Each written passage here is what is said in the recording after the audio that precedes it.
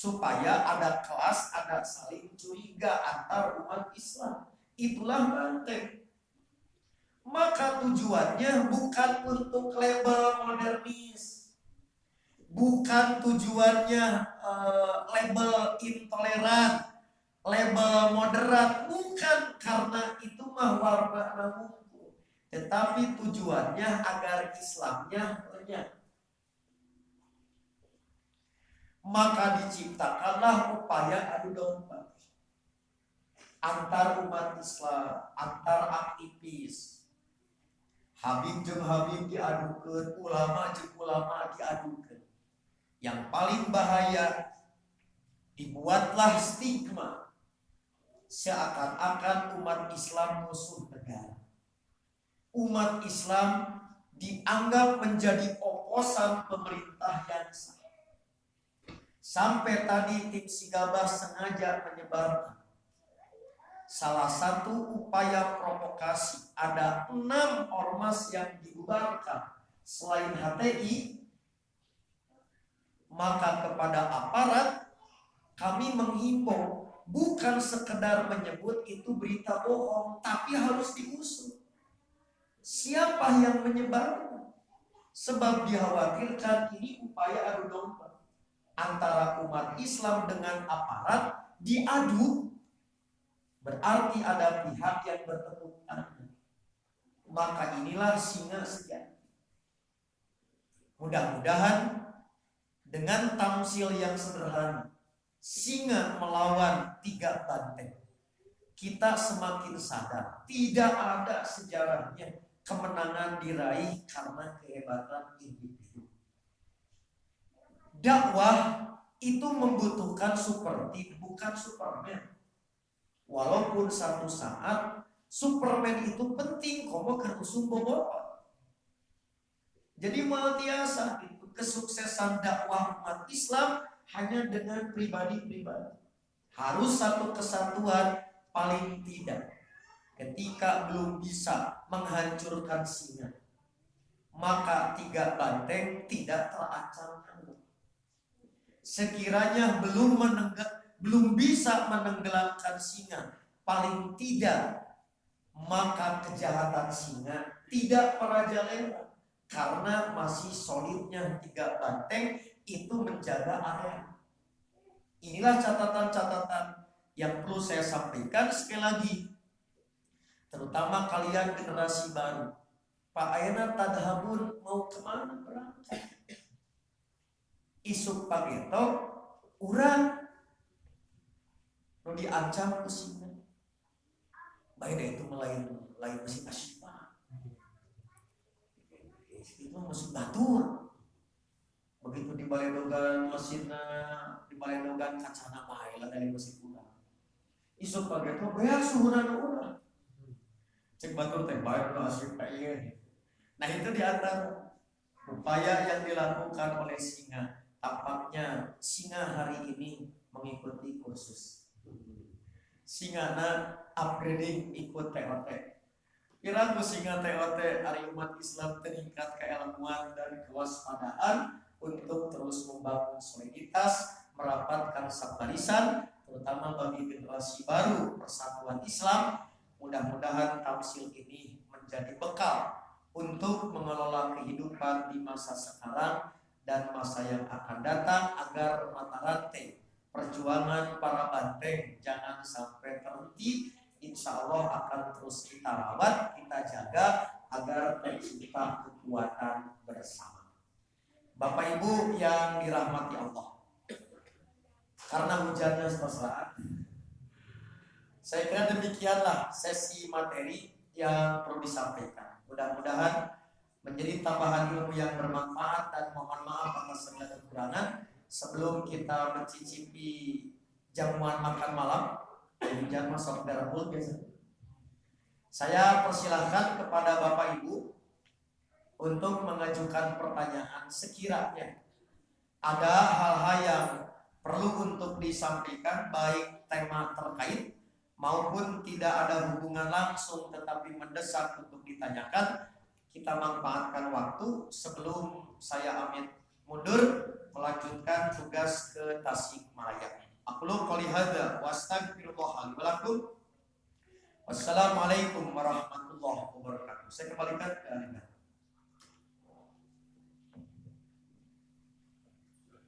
Jazakumullahu khairan katsiran. Terima kasih kepada Al-Ustaz dari tausiah yang tadi disampaikan.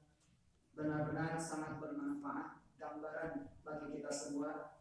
Di antara tadi Ustaz membedah judul yang diberikan antara singa dan 3 banteng itu menunjukkan bagaimana pentingnya, perlunya dan wajibnya kita sebagai kaum muslimin untuk berjuang di dalam agama Allah ini, memperjuangkan agama Allah ini secara berjamaah, di mana jamaah yang dimaksud adalah apabila kepemimpinannya benar-benar memegang kebenaran Al-Quran dan As-Sunnah. Silakan kalau ada pertanyaan untuk memperdalam tadi yang disampaikan, ataupun ada pertanyaan-pertanyaan yang lain di luar bahasan, dipersilakan. Kita yang termaksa. Jadi, siap dibukalah kesembuhan. Sehat dilarisan bersama kami kurang tadi ningali dia nupi kendina ya dongeng, bukan dongeng ya, cerita atau bisa cerita. Apa mungkin yang 2 singa itu yang diajak berunding, berapa istilahnya dinego karena ada sesuatu gitu, sehingga yang singa yang 2 itu menurut gitu ya, dalam penarang kondisi seperti ini. Nah, ada sesuatu yang dilobi dan dinego dengan menjanjikan apa-apa dan lain sebagainya, sehingga apa istilahnya integritas daripada kedua banteng tersebut itu berubah. Ya. Jadi lihat Pak Haji, kalau dalam konteks singa dan banteng saja ada yang dinegosiasikan jaminan keamanan. Sebab dalam konteks kekuatan singa di mata publik, semua masyarakat hutan mengakui singa itu punya kekuatan. Paling tidak itu yang dinegosiasi, yaitu apa? Jaminan keamanan, rasa aman, rasa nyaman. Karena dengan adanya rasa keamanan bertani, aman kan? Lancar. Karena ada rasa aman. Apa? Dengan jemput wargamu.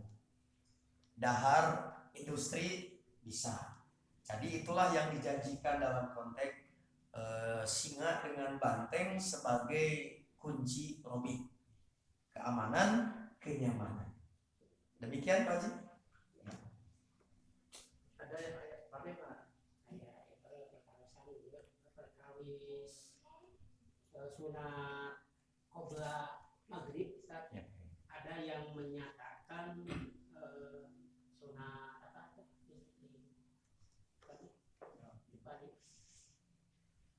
itu apa, itu boleh tidak? Kita tunggu. Ya. Ya. Nabi bersabda, "Shollu qoblal maghrib, shollu qoblal maghrib, shollu qoblal maghrib." Liman sya'a. Salatlah sebelum maghrib, salatlah sebelum maghrib, salatlah sebelum maghrib. Liman sya'a, bagi yang ingin. Maka salat qobla maghrib itu sunnah, tetapi tidak termasuk rawatib. Ada yang menyatakan salat sunat mutlak gitu. Bukan. Jadi karena Nabi langsung menyebutnya solu qoblal maghrib. Nah, kapan prakteknya?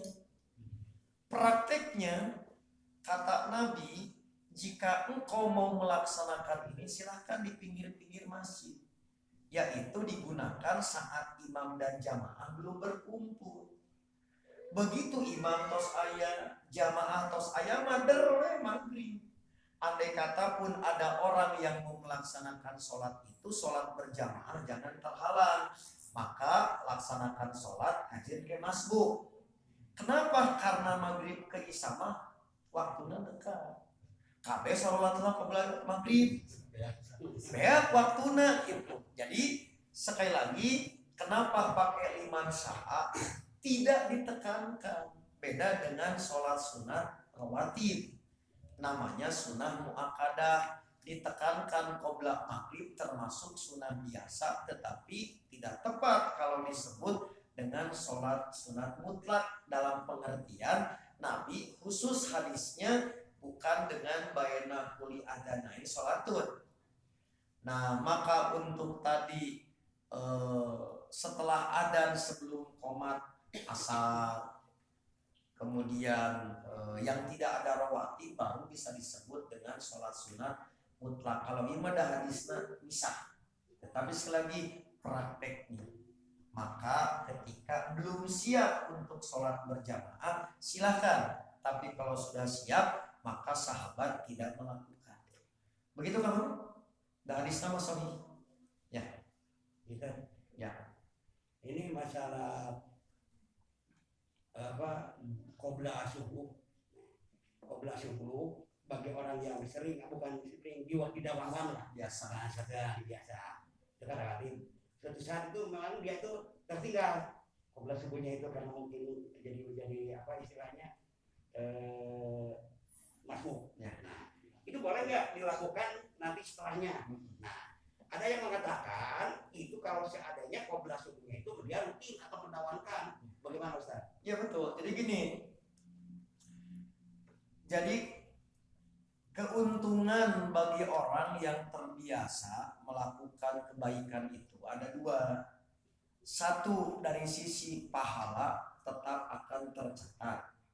Yang kedua, dalam kasus khusus seperti qobla subuh boleh dilaksanakan setelah ba'da subuh. Bagi siapa? Bagi yang dawam. Tersebut dawam dia terbelang betong.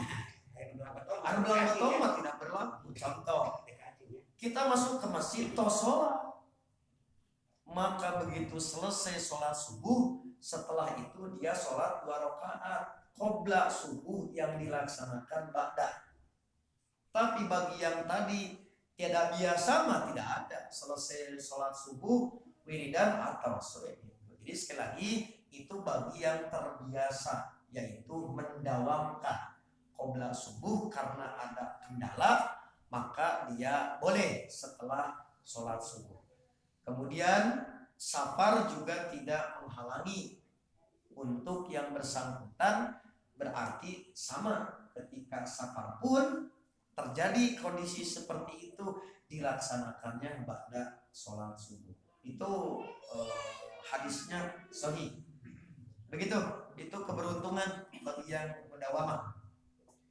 Oke, dari 2 pertanyaan dari kalangan Remako, remaja kolot. Sekarang dari anak muda dulu.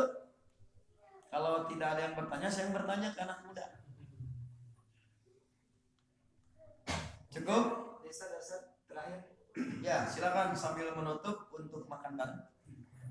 Tadi pertanyaan seputar fikih, saya sekalian penasaran Ustaz tentang sholat tahiyatul masjid yang waktunya itu apabila beres adzan menjelang sholat Ustaz. Contoh sebelum maghrib, sebelum sholat isya, katanya boleh itu melaksanakan sholat tahiyatul masjid setelah adzan. Ya. Lihat, hadis yang ada cuma satu, la sholata ba'dal iqomah ilal maktubah. Tidak ada sholat setelah iqomah dikumandangkan kecuali sholat wajib. Berarti setelah adzan, misalkan pada tahiyatul masjid lah, kemudian syukur wudu, kemudian sholat sunat rawatib misalkan, selama masih memungkinkan boleh. Karena yang tidak boleh itu setelah iqomah, bukan setelah adzan. Tetapi sekali lagi jangan sampai mengganggu keberlangsungan sholat berjamaah karena dia sedang sholat tahiyatul masjid lah, kedahna misalkan rawatib, begitu rek rawatib qomat entah naon ditinggalkan saja tidak apa-apa, tapi sholatnya sah. Itu yang dimaksud. Jadi la sholata ba'dal iqomah ilal maktubah. Tidak ada sholat apapun setelah iqomah dikumandangkan selain sholat wajib. Berarti setelah adzan masih dibuka sholat-sholat yang lain di luar sholat rawatib bagi sholat yang ada syariat sunnah rawatib. Begitu? Ya, karena waktu juga yang memisahkan kita, dan saya juga mohon maaf kepada Sohibul Hajat tidak bisa menyertai makan barengnya, tetapi tidak akan saya tolak kalau mereka bakalan. Dan juga kepada Bapak Ibu yang dimohon untuk mewakili saya mencicipi makanan sebagai rasa tasyakur, mudah-mudahan putra yang dihitan menjadi bagian dari upaya kita untuk terciptanya generasi waladun sholihun, dzurriyyatan thayyibah, qurrata a'yun, dan thaifah mansurah. Demikian yang bisa disampaikan. Insya Allah kita bertemu 1 tahun yang akan datang setelah nium trompet dan kembang api di tahun 2021 dalam keadaan sehat walafiat. Aqulu qouli hadza wa astaghfirullah li wa lakum. Wassalamualaikum warahmatullahi wabarakatuh.